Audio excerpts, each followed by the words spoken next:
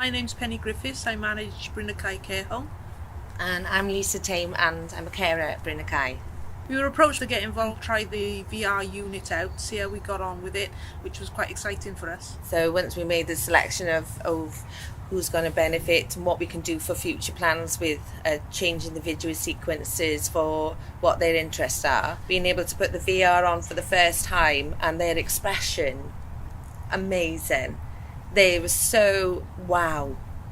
So you can see going forward that is something that they interact with, especially with isolation because of COVID. So these things with modern technologies, it's definitely going to open their eyes, and I can see it being something for the future, even more, even bigger.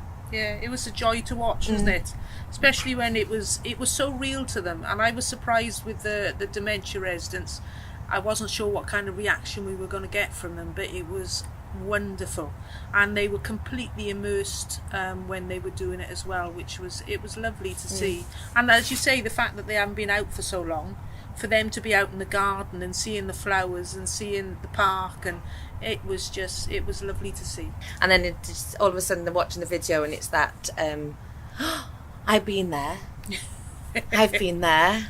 I've been to a garden. Oh, I like those flowers. And the oh wow, and just the wowness of the expressions on their face, even for those that are non-verbal, just to see a smile and just knowing that they're moving their head and looking around, which you can't say, but you can see. That was with Evelyn, wasn't it? Because she doesn't speak, but you could see how much enjoyment she was getting from it, and the pleasure was great to see. Yeah. And for the people, we've had one video taken of a lady back in her gardening group, and I think they've gone to her garden and they filmed, so it'll be really exciting to get hold of that. And see how she reacts to people she knows on the VR, and the fact that they're talking and then in her own garden. It's having them that have that interaction and taking advantage of the fact that there is modern technology there that might enhance how they feel, and being able to turn around and think that we're giving them a little something rather than something in the dementia side is being taken away from them. We were able to put that memory and bring it back so that they can focus on, and it makes them, it's their mood, is how they feel, and it's really nice, the interest it sparks, and there's laughter in the home, isn't there? Yeah. And it's something to talk about, and it is actually really relaxing, especially if you're having a particularly stressful when it's a busy day. Yeah, half an hour on that is really quite nice to go abroad. Walking on a sandy beach, especially when you haven't been able to really go on a sandy beach for it, you know what I mean? If you can be anywhere in the world for 5 minutes, you can just close the door, close the room, and just there, you're stopped, you're taken away, you're on another journey for 5 minutes, and then you're like, right, okay, I'm ready, I'm charged, I'm back in the room, I'm ready to carry on the rest of my day. Yeah. It's all about switching off, isn't it, and thinking about something else. And the safari one was great because the laughter with that one, because with the elephants, with the trunks coming down. And because you actually turn round and all of a sudden this elephant or this giraffe is coming. It's it's great. Yeah, the elephant's running right up towards you, and it's nice. They haven't been to a zoo, they haven't seen animals. It felt kind of real, and hopefully it made them feel like, oh, yeah, I was there. And it's a different way it feels, because actually when you get into it, you do feel as if you're there. And if this elephant is looming down on you, it does take you by surprise a bit, doesn't it? Yeah. So it is a whole new experience, really. It's great. The only thing at the moment, but this is to do with the technology, is the headset is quite heavy. Yeah. And I think that's the only thing. I mean, Lisa came up with the idea of actually sitting them in the wheelchair. She could turn them round so they didn't have to be doing this. Not all of them have got mobility in their neck. So that was great. But the headset itself is quite bulky, isn't it? Yeah. And when you think of some of the residents that maybe that would benefit from this experience, such as dementia, not always they're going to want something to come like that, and if it's heavy and it's quite enclosed, and they don't always like that. I mean, so having it a bit lighter, I mean, obviously it's a big kit, and you're going to make sure that everything's charged and everything's been put in.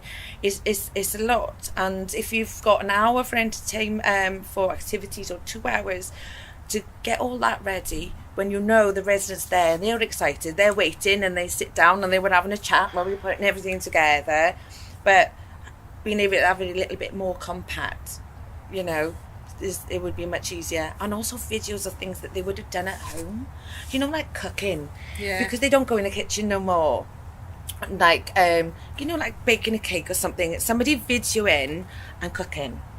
And they all love cooked dinners.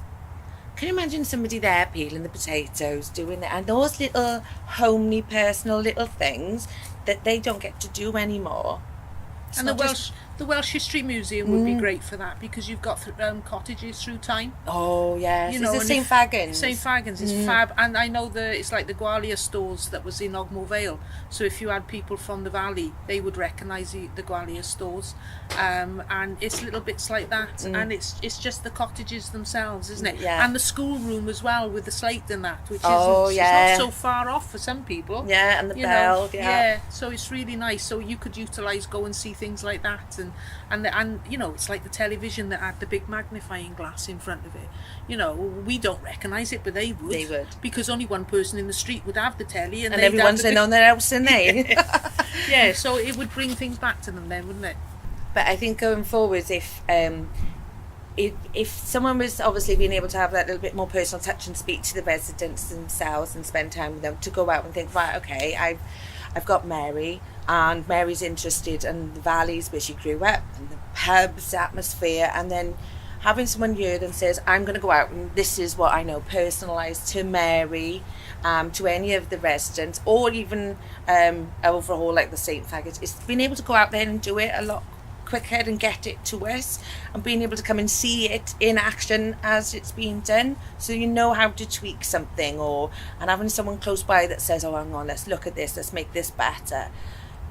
Having something a bit too far away just means that we've got to wait that bit longer for the video to come through. We've got to wait a bit more for that SD card. So I think... Yeah. And if we had the camera, you know, if it was here all the time, we could actually give it to families, take it home. They could set it up in their front room. And even if they had family over and they were sat round talking about old times, about mum and dad and what had happened, and we could bring that back in and play it for the comfort somebody would have from that, to be surrounded by their family. It would be really lovely, in a really relaxed, because you only know the camera's there for 5 minutes, don't you? And then you forget it's there, and then it's more natural then, and you know, and family always have more of a laugh than they and the things that have happened.